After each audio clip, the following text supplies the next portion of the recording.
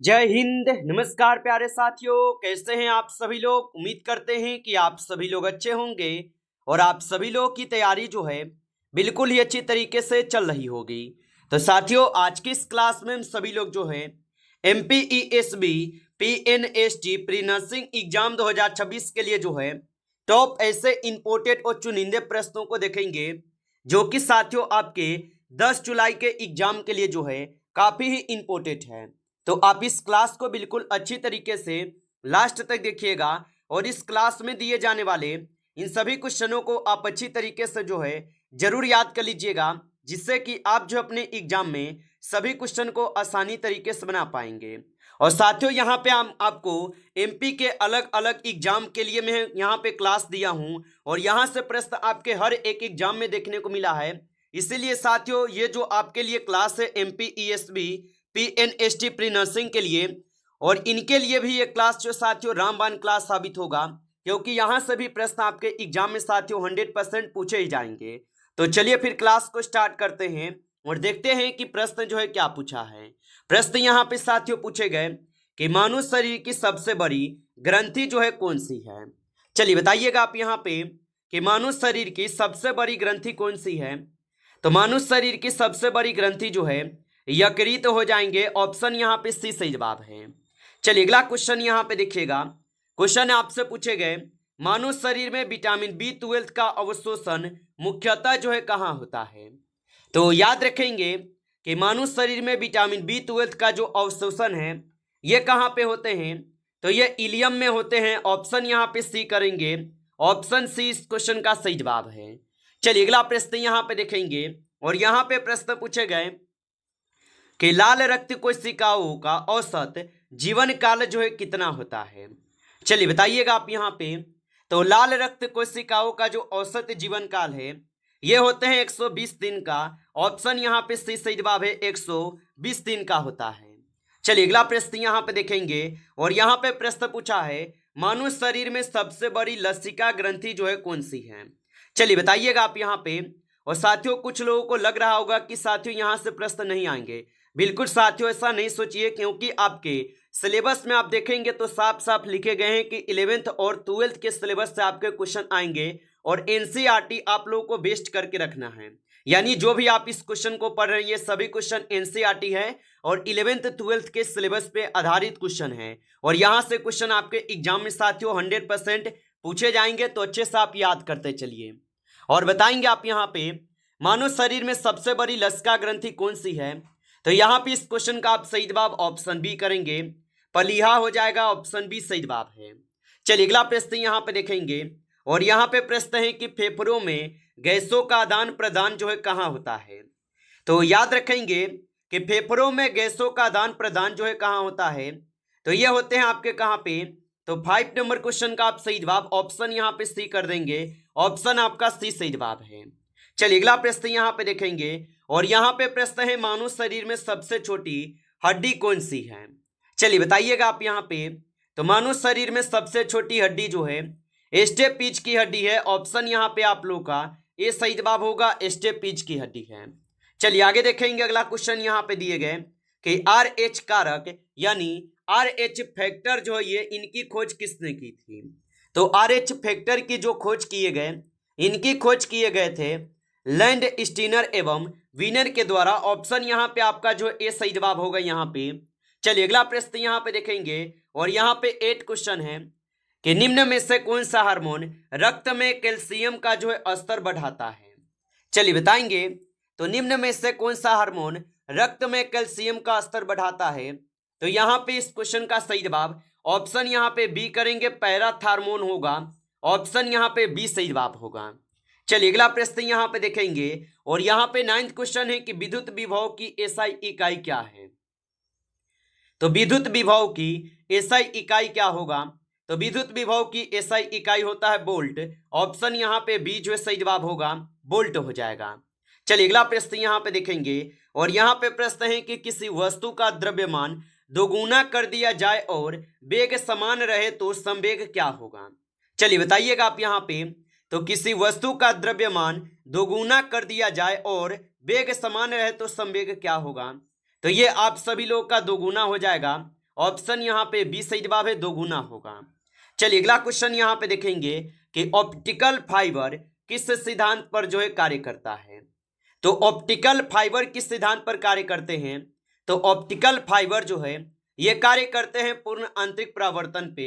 Option यहाँ पे आप लोग का सी जो है सही जवाब है, पूर्ण आंतरिक परावर्तन पे करते हैं।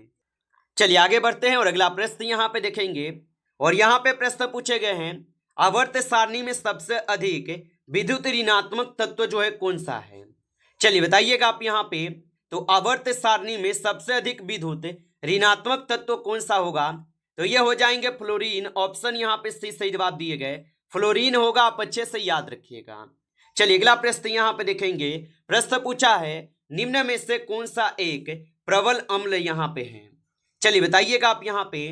तो निम्न में से कौन सा एक प्रबल अम्ल है? तो यहाँ पे प्रबल अम्ल हो जाएंगे हाइड्रोक्लोरिक अम्ल। ऑप्शन यहाँ पे जो है सी करेंगे सही जवाब, हाइड्रोक्लोरिक अम्ल होगा। चलिए अगला क्वेश्चन यहाँ पे देखेंगे और यहाँ पे क्वेश्चन है कि सोडियम बाइकार्बोनेट का सामान्य नाम जो है क्या है? तो सोडियम बाइकार्बोनेट का जो सामान्य नाम है ये आप सभी लोग का बेकिंग सोडा होगा। ऑप्शन ए करेंगे सही जवाब, बेकिंग सोडा होगा। चलिए अगला क्वेश्चन यहाँ पे देखेंगे। क्वेश्चन दिए गए हैं कि ABO रक्त समूह प्रणाली किस पर जो है आधारित है? चलिए बताइएगा आप यहाँ पे। तो ABO रक्त समूह प्रणाली किस पर आधारित होगा? तो ये आधारित हो जाएंगे RBC सतह पर एंडीज से। ऑप्शन यहाँ पे आप लोग का जो है यहाँ पे बी जो है बिल्कुल ही सही जवाब दिए गए। चलिए अगला प्रश्न यहाँ पे देखेंगे और यहाँ पे प्रश्न पूछा है मानव शरीर में DNA मुख्यतः जो है कहाँ पाया जाता है? चलिए बताएंगे। और आप अभी तक इस क्लास को लाइक नहीं किए हैं तो क्लास को एक बार आप लाइक कर लेंगे। नए हैं आप इस चैनल पे तो चैनल को सब्सक्राइब करके ऑल नोटिफिकेशन को भी ऑल पे दबा के जुड़ जाइए, जिससे कि जब भी कोई नई क्लास हो सबसे पहले क्लास का नोटिफिकेशन जो है आपके पास पहुंच सके। तो आप इस चैनल को सब्सक्राइब जो है जरूर कर लीजिएगा। और बताएंगे आप यहाँ पे कि मानव शरीर में DNA मुख्यतः कहाँ पाया जाता है? तो ये पाए जाते हैं आपके नाभिक में। ऑप्शन यहाँ पे सी सही जवाब है, नाभिक में होगा। चलिए अगला प्रश्न यहाँ पे देखेंगे और यहाँ पे प्रश्न है कि रक्तचाप मापने के यंत्र को क्या कहते हैं? तो रक्तचाप मापने के यंत्र को क्या कहते हैं? तो रक्तचाप मापने के यंत्र को स्पिग्मोमैनोमीटर कहते हैं। ऑप्शन आपका बी सही जवाब है, स्पिग्मोमैनोमीटर। चलिए अगला क्वेश्चन यहाँ पे देखेंगे 80 नंबर। क्वेश्चन है विटामिन डी का प्रमुख कार्य जो है क्या है? चलिए बताइएगा आप यहाँ पे। तो विटामिन डी का प्रमुख कार्य क्या है? तो विटामिन डी का प्रमुख कार्य जो है कैल्शियम का अवशोषण बढ़ाना होगा। ऑप्शन यहाँ पे आप लोग जो है सी करेंगे इस क्वेश्चन का आप सही जवाब, कैल्शियम का अवशोषण बढ़ाना होगा। चलिए अगला प्रश्न यहाँ पे देखेंगे और यहाँ पे प्रश्न है कि मानव शरीर में ADH का स्राव जो ये किस ग्रंथि से होता है? तो मानव शरीर में ADH का स्राव किस ग्रंथि से होता है? तो ये होते हैं आपके पश्च पिट्यूटरी से। ऑप्शन यहाँ पे सी जो है सही जवाब है। आगे देखेंगे अगला क्वेश्चन यहाँ पे दिए गए, निम्नलिखित में से कौन सा श्वेत रक्त कण यानी WBC एंटीबॉडी बनाता है? तो निम्नलिखित में से कौन सा श्वेत रक्त कण एंटीबॉडी बनाता है? तो ये हो जाएंगे आपको लिम्फोसाइट। ऑप्शन यहाँ पे आप सभी लोग सी करेंगे सही जवाब, लिम्फोसाइट होगा। आप अच्छे से इनको याद रखेंगे। चलिए अगला प्रश्न यहाँ पे देखेंगे और यहाँ पे प्रश्न है कि यदि किसी वस्तु का संवेग शून्य हो तो निश्चित रूप से क्या जो है सत्य होगा? चलिए बताइए आप यहाँ पे।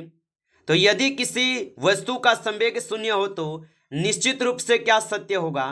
तो आप बताएंगे यहाँ पे वेग जो है ये शून्य होगा, ये आप लोग का सत्य है। ऑप्शन यहाँ पे बी सही जवाब है। आगे देखिए अगला क्वेश्चन यहाँ पे दिए गए, रेडियोधर्मी पदार्थ की अर्थ आयु जो है का अर्थ है। तो रेडियोधर्मी पदार्थ की अर्थ आयु का जो अर्थ है इसका अर्थ होता है रेडियोधर्मिकता का आधा रह जाना। ऑप्शन यहाँ पे सी जो है इस क्वेश्चन का सही जवाब है। चलिए अगला प्रश्न यहाँ पे देखेंगे कि अस्पतालों में उपकरणों की नसबंदी के लिए सामान्यतः किस विकिरण का उपयोग जो है किया जाता है? तो अस्पतालों में उपकरणों की नसबंदी के लिए सामान्यतः किस विकिरण का उपयोग किया जाता है? तो इसमें किए जाते हैं गामा किरण का उपयोग। ऑप्शन बी कीजिएगा, गामा किरण का उपयोग होता है। चलिए अगला प्रश्न यहाँ पे देखेंगे कि बफर विलयन का मुख्य जो है कार्य क्या है? तो बफर विलयन का मुख्य कार्य जो है यहाँ पे हो जाएंगे पीएच को स्थिर रखना। ऑप्शन यहाँ पे बी जो है सही जवाब है, पीएच को स्थिर रखना। चलिए अगला प्रश्न यहाँ पे देखेंगे और यहाँ पे प्रश्न है हीमोग्लोबिन में उपस्थित धातु कौन सी है। तो हीमोग्लोबिन में उपस्थित धातु कौन सी है, तो लोहा। लोहा जो ये हीमोग्लोबिन में उपस्थित धातु है।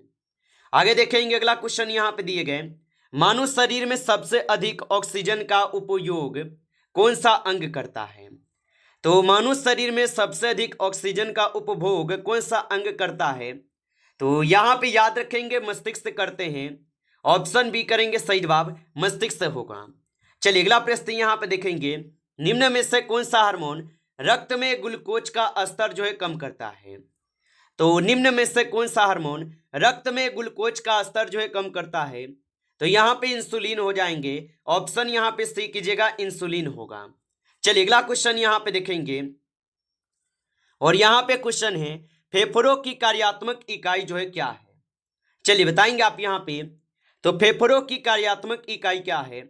तो फेफड़ों की कार्यात्मक इकाई जो है कौन से हो जाएंगे, तो 28 का आप सही जवाब ऑप्शन यहाँ पे सी करेंगे।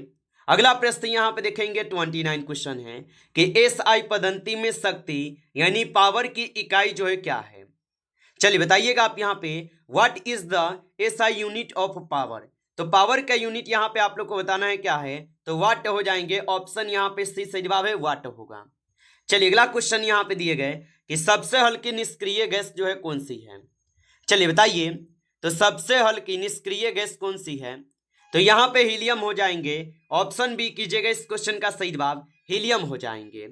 चलिए अगला प्रश्न यहाँ पे देखेंगे 31 नंबर क्वेश्चन है, मानव शरीर में अम्ल क्षार संतुलन बनाए रखने का प्रमुख बफर जो है कौन सा है।